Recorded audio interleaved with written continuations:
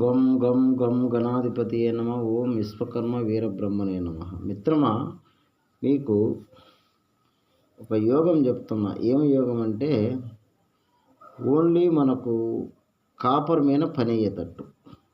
అర్థమవుతుందా? కాపర్ మీద పని అంటే రాగి మీద పని. చెప్తా వినండి.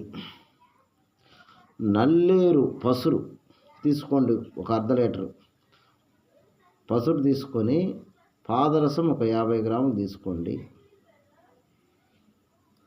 ఈ నల్లేరు పసురుతో సీసం కూడా ఒక 50 గ్రాములు తీసుకోండి.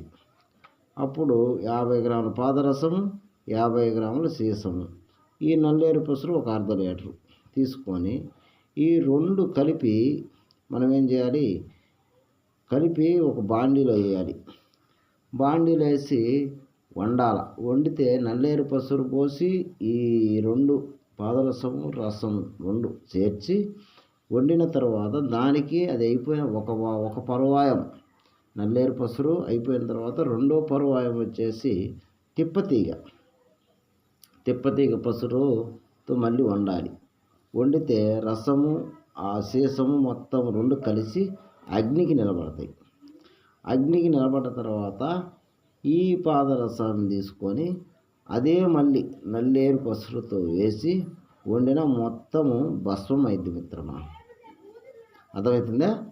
ఈ భస్మాన్ని కట్టిన తాలకం 30 గ్రాములు అందులో వేసి నోరి బిల్లగట్టి, అనుపానం ఏంది, జిల్లెడు పాలతో బిల్లగట్టాలి.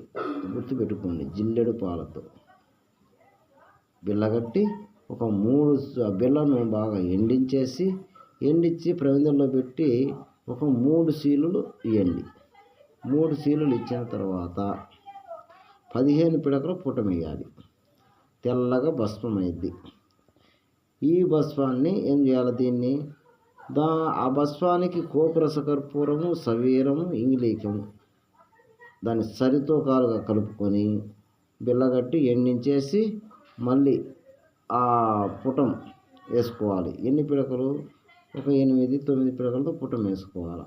9 పిడకల పుటం వేస్తే మొత్తం మంచి సున్నం అయింది. ఈ సున్నాన్ని తీసుకొని మనం 1 గ్రాము తీసుకొని 10 గ్రాముల కాపర్ మినిగిపోవాలి.